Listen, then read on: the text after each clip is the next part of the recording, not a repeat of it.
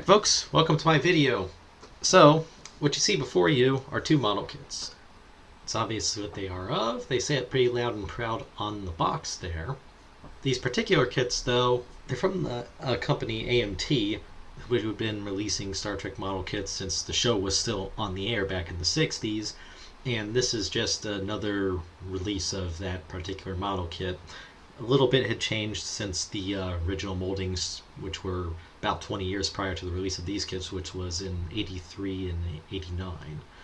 While people try to build them accurate to the TV show, I'm going to build them the way the instructions tell you to build them. How about that? How about that for a change? Yeah, let's get on with it. First, I got to show you, though, how the ship is supposed to look, so that you can appreciate the difference between that and what the actual kits tell you to do.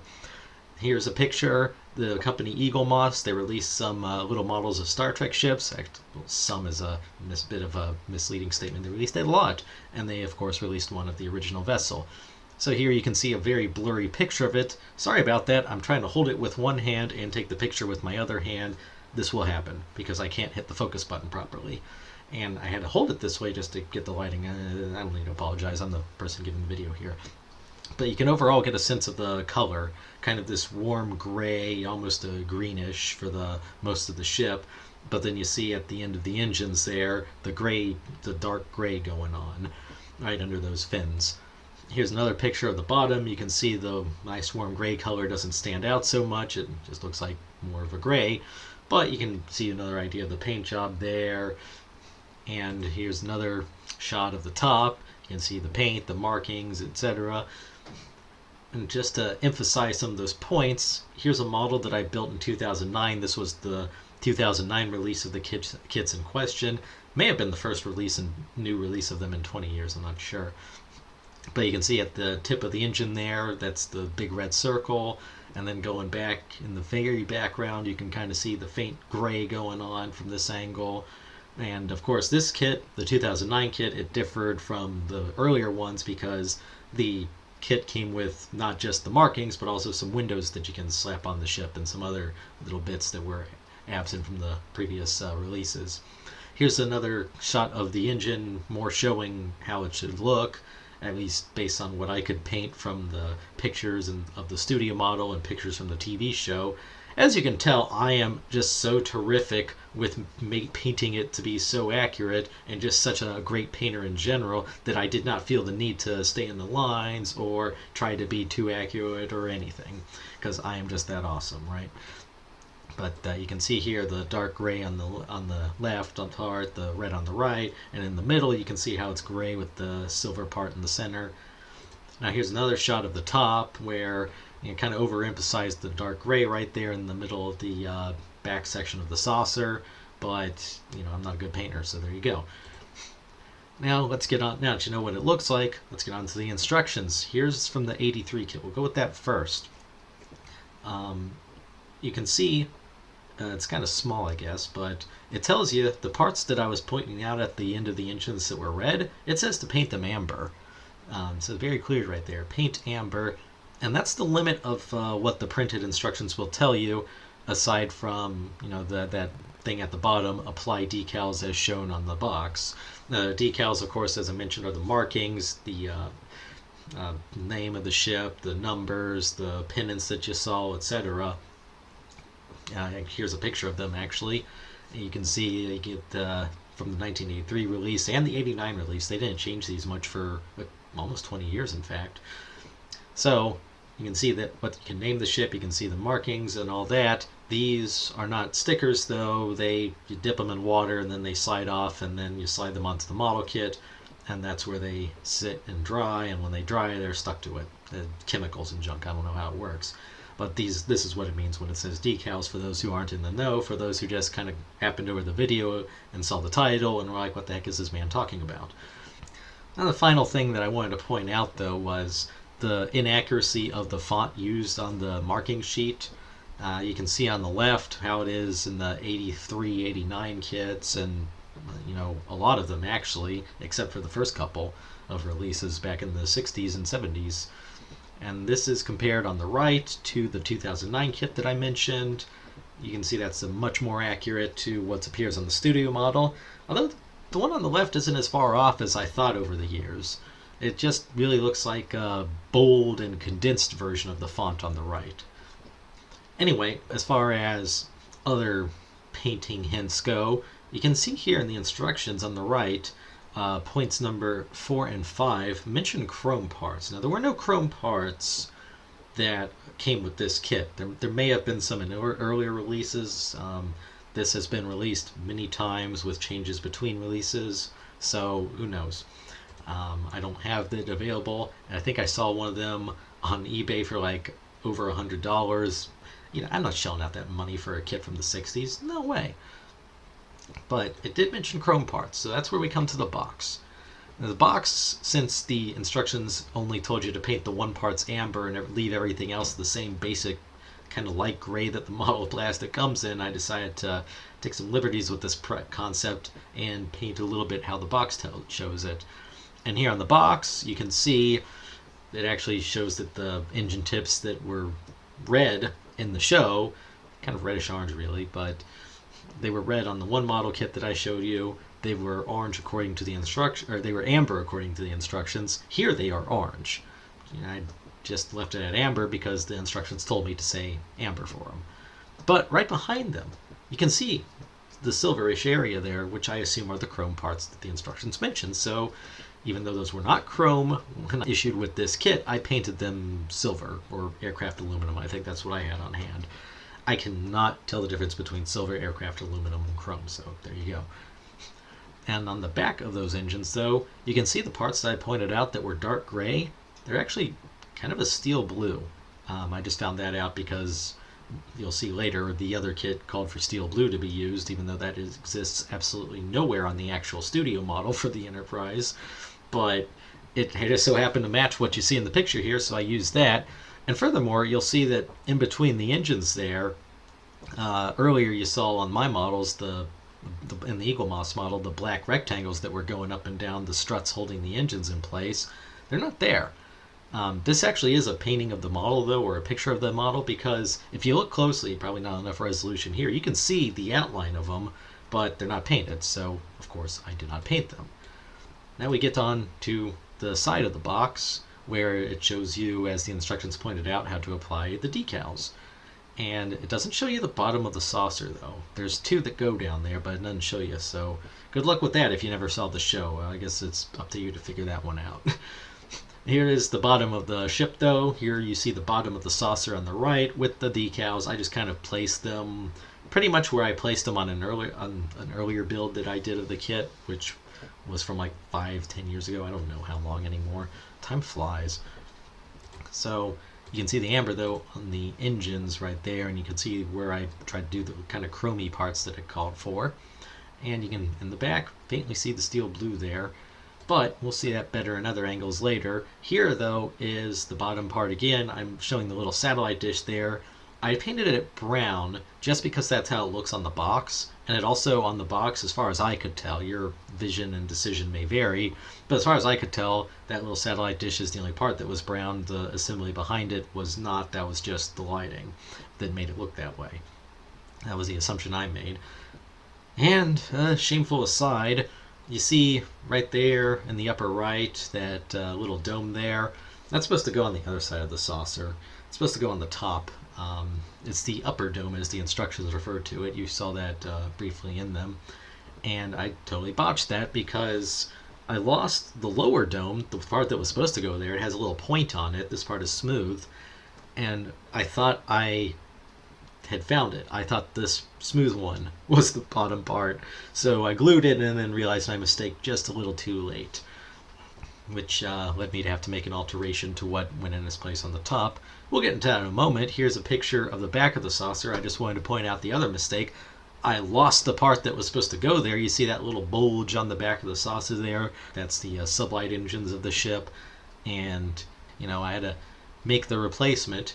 And I chose the one that, I got this off FederationModels.com. They have a bunch of independent model sellers that sell spare parts and extra parts, blah, blah, blah. And so I got the ones that looked like how the engines there looked on the first version of this, the studio model. Because the studio model underwent 2 revisions. And so this was from the initial version, and I figured that was suitable because it matched, as you can see in this picture, the top of the saucer there where the upper dome was supposed to go. You saw how flat the upper dome was when from the picture of it glued to the bottom, right? So you see how this one is just bulging up all big and proud. Well, that's how it originally was on the first iteration and the second iteration really of the studio model. I actually got that part though from a smaller kit that came with, and I just had that spare part lying around and stuck that on top because I was in a pinch. I needed to glue something there.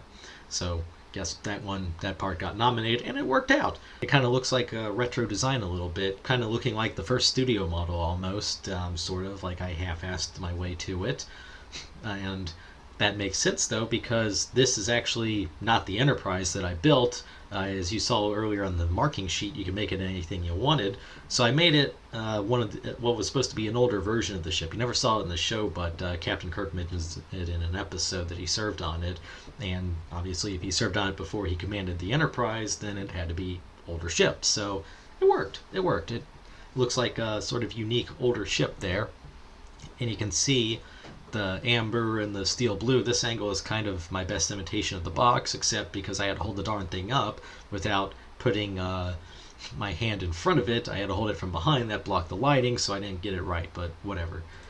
You can still see how it kind of looks with the steel blue and the chrome and the amber. And here's another shot where you can see the bottom more readily illuminated, where you can see the brown there. So that's how it looks if you paint it the way the instructions and the box tell you to paint it in 1983. And like I said, that number there that you see on the bottom of the saucer,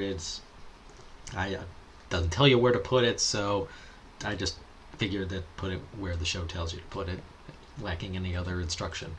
I suppose I could have just left it off. Maybe someone did out there, I don't know. But let's move on though. Now that you've seen that one, let's see how it looked in 1989, only 6 years after that release that I showed you. Here are the instructions for it. Way different, way more detailed, and you see how it's got the grid lines there on the top of the saucer. And just like the actual saucer that you saw a moment ago had the grid lines there. That was one of the differences from the 2009 release. They got rid of those grills on the saucer, made it nice and smooth. Except these instructions, as you can see here, also show the bottom of the saucer had the grid lines. Naturally, they don't, so when it came to placing the markings on the bottom of the saucer, I didn't have a good guide, so I just kind of, you see how it has the engine there, I just used that as the guide to where the instructions went. I just drew a straight line from the engine to the decals on the bottom of the saucer, and that's how I got what I got. Let's go on to the paint instructions. You see how it tells you to do red for the engine, the one side of the engine, and then steel blue for the other side of the engine, so just so happened me having the steel blue worked out from this. And it says the shuttle bay too is supposed to be steel blue. That's kind of weird because in the show it's not painted steel blue at all. It's not even painted at all. It just looks like the rest of the ship. Same color as most of the hull. So they got creative, I guess. And then it says for the satellite dish it should be yellow while the backing behind it should be black. As you saw in my version of the model, it was bronze because that's how it looks in the show and on the studio model, but yellow and black instead of bronze, I guess. Was there a bronze paint shortage in 1989? Was the company making these instructions trying to sell more of its steel blues and yellows and blacks? Who knows?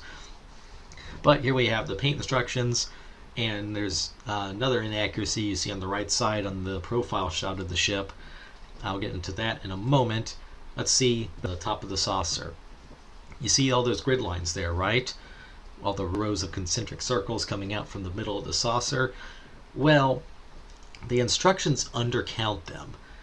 The instructions show that the name of the ship should be one row closer to the number, except the instructions also tell you that the number should be on the third ring coming out from the edge of the saucer, and the name of the ship should be just after the first ring coming out from the middle of the saucer. But it undercounts by one, so there's supposed to be only one ring between these two, not two rings, as you can see here. If I could have fudged it a little, I could have counted from, one side or the other for both, but I decided to kind of mix the results there to get the happy medium because the instructions weren't accurate, so it's up to me what to do in that situation. Now here's the side view. Look at that paint job. You can see the nice white there. You can see the steel blue in the back, the red. Yeah, it's so beautiful. You can see right behind the reds there, that little black line. That's actually on the studio model, but it was not on the earlier releases. That's where the line between the chrome and the white would start, I guess. Here's the bottom of the saucer. As mentioned, those two markings, you can't really tell where the heck they would go based on the instructions, so had to line it up with the engines, and that's how I got to placing them so far out on the edge. That's not where they are on the studio model. That's not where they are on any of the other models that I built. This one is very unique. And here is a nice close-up of the yellow satellite dish with the black background. For those of you purists out there who think it should look like the studio model, I am giving you this eye nightmare. Here's another shot of the side. Here's where I'm going to describe the other inaccuracy in the instructions, the positioning of the red banner and the name and the number on the edge of the engine there. The instructions, they inflate the size of that a little bit. So it's supposed to start farther to the right and end farther to the left, but it's not as long as the instructions depict, so I just kind of had to fudge that a little and find the middle again, like I did with the name and number on top of the saucer. But overall, it's not a bad presentation. Here it is from the back in standard orbit of Spaceship Earth, because Disney's going to own Star Trek eventually, so might as well get started now, right? You can see the nice steel blue shuttle bay, the steel blue of the engines there. Yep, that nice steel blue, and you can even see the little black rectangles going up the engine strut, because those are accounted for in this design here. Here is another alternative paint job that came with the 1989 kit. It's identical almost to what the instructions tell you. The difference, though, you can see is on the at the engines, how where it's supposed to be steel blue, it actually looks gray in this picture here. Here's another angle of it from the front. You can see not much difference there. But here it is again, where this is where it gets kind of hard for me to tell, because again you can see it looks like gray, but it looks like a darker gray, and it's the same model. They would not build three different models for these pictures. They would just take the same picture. They would take the same pictures of the same model from three different angles. So the fact that the gray looks different in between them makes me think it might actually be silver that they use. I don't know though. Audience engagement, leave that in the comments what you think. Is that silver or is that gray? Yeah, that's a pretty lousy prompt right there, right? Alright, that's the end of that. Thank you for checking this video out. So, now that you've seen this, you can go look at the videos in the blogs of the people trying to make their model accurate, and you tell me what you would rather do. Spend a week or so working on this just to make it look like the instructions tell you, or spend 3 years of your life trying to make it look like it did on the studio model, and in fact spend probably, I don't know, 10 or 15 times the amount of time they took to actually build the model, trying to make it your little model look like the actual model. Good luck.